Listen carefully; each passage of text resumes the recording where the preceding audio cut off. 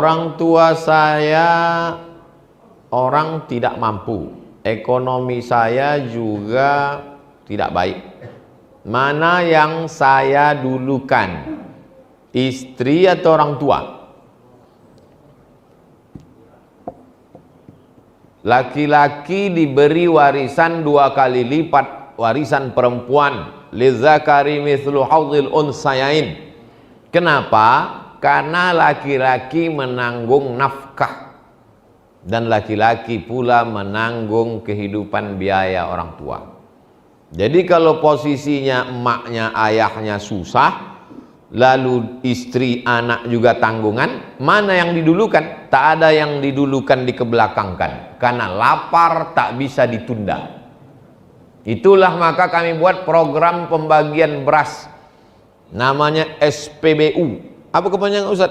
Sedekah pangan bersama UAS. SPBU, Sedekah Pangan Bersama UAS. Setiap hari Jumat semalam bagi-bagi beras 11 ton. 11 ton 300 kilo. Bagi bapak ibu yang mau memberi beras, bawa beras. Yang tak sanggup membawa beras, transfer ke nomor berikut ini. Yang tak sanggup transfer, kami kirimkan relawan kami. Tak mau juga ngasih beras, tengoklah. Bukan saya mengancam, hadis ada. Allahumma ati munfiqan khalafa, kata malaikat. Siapa yang mau bersedekah, maka berilah ganti ya Allah, kata malaikat. Tapi ada malaikat satu lagi berdoa, Allahumma ati mumsikan talafa. Siapa yang tak mau bersedekah, binasakanlah ya Allah. Aku tak percaya hadis tuh. Katanya binasa, tetanggaku tak pernah sedekah, mobilnya mewah, rumahnya besar. Bukan masalah itu, tak ada barokah. Anak ganteng-ganteng, homo. Cantik-cantik, sakau. Bini selingkuh. Laki dilarikan pelakor. Tak ada barokah hidup. Kita mau cari rezeki itu banyak dan barokah. Jadi kalau pilihannya antara dua, emak lapar, bini lapar, ada pula orang katakan, dudukan orang tua, matilah bini kau. Bagi dua-duanya, makan dulu makanan pokok. Lapar tak bisa ditunda. Itulah awal motivasi kami berkumpul. Saya, Ustadz Al-Nob, sahabat-sahabat 35 orang, lapar tak bisa ditunda, kita sapu semua nih. Keliling Pekanbaru, daerah-daerah terisolir yang susah, mesti nanti baru ke daerah, baru dibawalah ke suku Talang Mama, ke suku Akit, pesantren sampai ke Siak, sampai ke Meranti. Meranti itu dapat 500 kilo, 500 kilo tiap bulan. Sungai Pakning, jadi mengalir. Ustadz ada dapat beras tuh? Tak ada. Kita bagi-bagikan beras. Jangan pula ragu nanti, ini nampaknya Ustaz Somad nih pakai jas nih duit beras kami nih, kan enggak. Memang ada logonya situ, YTWU, Yayasan Tabung Wakaf Umat. Saya bukan mengada-ngada pakai jas nih, saya macam dulu pakai koko, pakai sorban, cuman dikasih sama Yayasan Tabung Wakaf nih supaya lebih berwibawa, kata dia. Biar yakin orang saya ustadz. Cuma gak pakai jas. Sesudah pakai jas nih yakin bapak ibu saya ustadz. Alhamdulillah. Jadi tak ada istilah didulukan ini. Yang penting makan. Tempat tinggal juga begitu. Adapun masalah lebih, yang ini belikan cincin, yang ini belikan tudung, yang ini belikan. Mohon doa anak kami Fatih Muzaki. Fatih penakluk, Muzaki orang yang dua arti Muzaki ini. Pertama membayar zakat, berarti dia kaya. Muzaki artinya suci, orang mensucikan diri. Zulfi, Zulfi artinya perantara aku. Anakku inilah yang akan menjadi perantara aku, bisa memasukkan aku ke dalam surga karena dia anak soleh. Jadi kalau ngasih nama itu begitu, ada maknanya. Nama anak kau siapa? Valentino. Kenapa begitu kau kasih? Entah dulu waktu maknya hamil aku mau ngebut aja bawaannya. Fatih Muzaki Zulfi agar lolos ke pesantren tahfiz madani, kotanya hanya 6 orang, diperebutkan luar daerah. Nanti di akhir majelis kita berdoa anak-anak kita semua supaya berhasil sukses dunia akhirat. Yang paling penting dia bertauhid la ilaha illallah, jangan sampai dia sekuler, liberal, kafir, murtad, munafik. Mohon Ustadz cerita perjuangan Ustadz menuntut ilmu di tengah kesulitan, motivasi untuk kami yang sedang belajar. Ini nampaknya berarti tak ikut Instagram saya.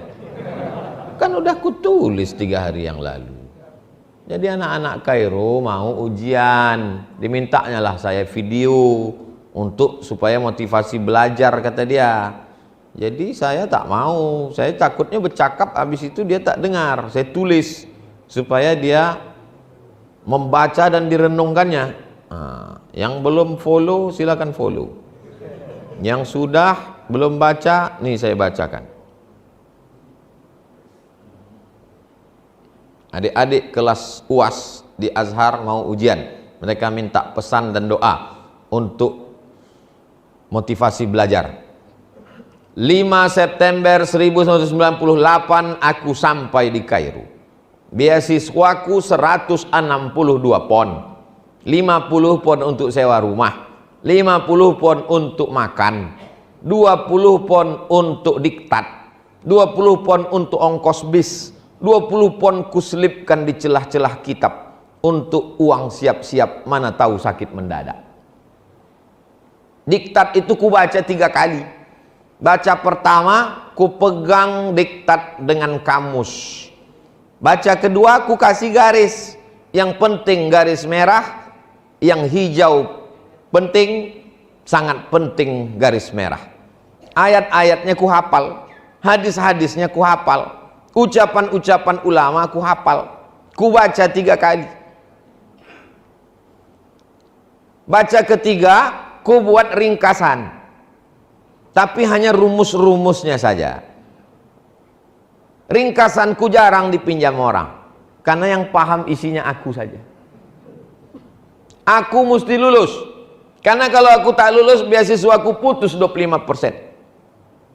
Kalau aku tak lulus 2 kali beasiswaku putus. Aku tak mau minta duit sampai selesai kuliah. Aku tak akan minta duit. Aku tak miskin, aku cuma merasa cukup. Aku naik tingkat. Tahun 2000 aku pergi haji. Masih ada duit $300 yang kubawa waktu datang 1998. Duit itu bertahan. Aku tak pernah meminjam duit. Aku tak pernah mengutang sama orang.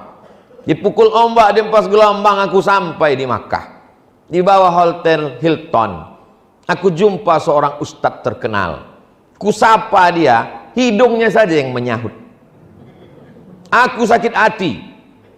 Itulah mengapa sekarang kalau aku jumpa orang, ku biarkan dia mengambil gambar, aku senyum dengan dia, ku ajak dia bicara, ku doakan untuk membalaskan sakit hatiku di masa lalu.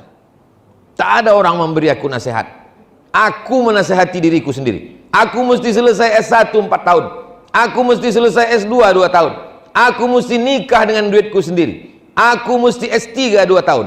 Aku mesti profesor. Orang yang membenciku, ku doakan umurnya panjang supaya dia melihat kesuksesanku. Datuk Sri Ulama Setia Negara, Kaimangku Jaga Dilaga, Profesor Syekh Abdul Somad LCMA PhD, tinggal almarhum. Dah jelas. Tak juga kalian termotivasi pergi ke jembatan Leton.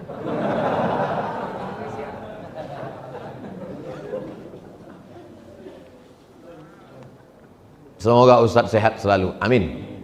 Sebelumnya mohon doanya untuk kedua putra saya, semoga bisa menjadi penghafal Quran. Nanti di akhir majelis kita doakan semua anak kita jadi penghafal Quran, ya Allah. Ada yang mau saya tanya Ustadz, bagaimana kiat memotivasi anak agar bisa menjadi penghafal Quran? Anak-anak itu tak usah dimotivasi, dipaksa aja. Kau kutinggalkan di pesantren. Tak mau, Mak. Kalau tak mau, kutinggalkan kau di panti asuhan. Kita ini nggak hafal Quran kan karena tak dipaksa orang tua kita kan. Coba kalau dipaksanya kita dulu. Hafal Quran kita ini sekarang. Jadi anak-anak itu paksa aja. Nanti dia berterima kasih sama kita, sayang sama kita. Siapa Al-Quran? Sayang bukan dikasihkan dia handphone mahal. Sayang bukan dikasih dia sepeda motor, knalpotnya dipotongnya, selewat dia di masjid, disumpah orang satu masjid. Sayang sama dia bukan dikasih dia mobil, kacanya hitam, dibawanya anak gadis orang, dia playboy cap tupai. Sayang sama anak bukan dikasih dia kamar sendiri, TV-nya sebesar bioskop, main game online dia, tak tahu dia sembahyang, tak tahu dia tamu, tak tahu dia menegur orang, tak tahu dia adat istiadat, tak tahu dia kepada Allah. Itulah orang tua yang memajusikan anak. Sayang sama anak, masukkan dia pesantren. Selalu saya sampaikan, TK Quran, SD Quran, SMP Quran, SMA Quran. Masalah dia kuliah mau kemana, terserah. Anak saya, keponakan saya mesti belajar pesantren.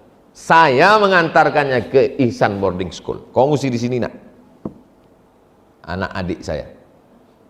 Nanti sesudah kuliah terserah kaulah. Ibarat pokok kayu sudah siap dilepas ke hutan. Sekarang dalam polybag mesti ikut cakap aku. Kalau mau datang ke rumah aku, jangan pakai celana sempit, jangan pakai celana legging, jangan pakai celana setan. Mesti pakai jilbab panjang. Jadi kita mesti mendidik mereka agak strength sedikit. Saya cakap aja gitu, hati lembut. Karena lembut hati kita lah maka kita sayang sama dia. Kan mau menyelamatkan dia dari neraka jahanam itu. Adapun orang tua yang lemah lembut baik, papa mau jalan sama pacar, pergilah nak, pergilah. Itulah yang membuat dia jadi hantu. Emaknya kuntilanak. Nama saya tak boleh nama sama, menyebut nama, menjaga kode etik jurnalistik. Saya berniat untuk menikah, bagus. Tapi kendala di biaya, adat. Apakah saya berdosa karena membantah untuk mengikuti acara adat? Karena ini permintaan calon mertua saya. Apa dimintanya? Dimintanya emas secuci tangan. Ini cuci tangan, mesti penuh emas.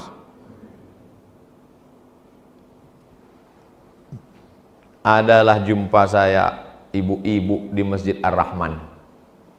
Ustadz, ya bu, anak saya mau nikah. Nikahkanlah kata saya. Saya mau dia memiliki kepribadian Pak Ustadz.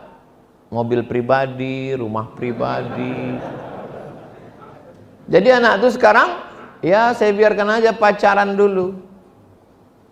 Setiap malam Ahad, Sabtu malam Ahad dia boncengan, dia pergi, dia jalan-jalan, ibu menanggung dosanya.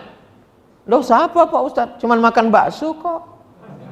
La ilaha illallah. Mau kadang orang ini makan di daun daripada makan di pinggan. Ini bukan zaman Siti Nurbaya. Orang tinggal di rumah kayu dijolok pakai lidi dari bawah. Ini zaman hantu.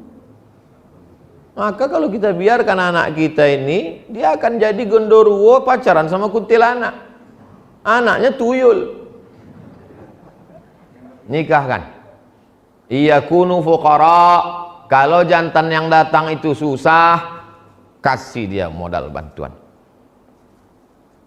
Saya tulis di kertas. Aku Abdul Somad, ini ku kasih cincin sekian gram. Kalau nanti kau mau nikah nak, datang laki-laki itu kurang mampu, jadikanlah ini sebagai maharnya. Anak itu masih kecil lagi, beda saya. Kalau nanti datang laki-laki itu kurang mampu, kasihlah cincin ini sebagai maharnya, supaya mudah kalian menjaga diri dari yang diharamkan Allah. Kalau laki-laki yang datang itu bertuah, rezekinya berlebih, simpanlah cincin ini sebagai kenang-kenangan dari aku. Jangan lupa kau bacakan aku Fatihah. buatlah aku seperti yang kubuat kepada engkau, buat pula lah anak-anak kau seperti. Ceritakanlah yang kubuat ini kepada anak-anakmu nanti. Dah saya tulis. Saya mati ni siap. Saya beli cincin, kan banyak saya dapat batu di mana-mana ceramah, kasih orang batu. Saya ikatkan cincin berapa gram, saya tuliskan. Itu anak perempuan saya. Kalau datang meminang kau nanti laki-laki yang kurang beruntung, tapi dia soleh, baik, jadikanlah ini sebagai mahar nikah. Jangan kau minta macam-macam. Tapi kalau dia mampu, cincin ini sebagai kenang-kenangan dari aku, kau doakan aku, kau kirim aku Al-Fatihah. Nah, yang ku buat ini, kau ceritakan pula lah ke anak-anakmu, supaya ingat mereka dengan aku. Ada, tapi belum saya kasih sekarang, nunggu saya mati. Jadi kalau saya mati, buka mereka, menangislah mereka menengok. Wah, gitu. Ditangiskannya, kenapa cincin itu kecil kali?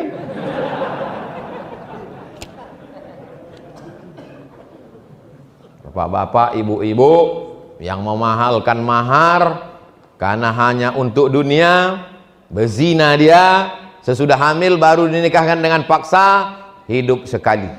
Buatlah berarti. Jangan sampai menyesal. Akad nikah yang mestinya sakral dan suci, disitulah kau mengamuk. Ku nikahkan engkau dengan anak mahar habis ni, jangan kau datang dengan kusipakkan dari kepala kau. Ngamuk. Dah, anak-anak muda balik dari sini kan siapkan mahar, udah kuturunkan, udah standar. Sebelum mati bapak ibu ini berubah, majulah kalian.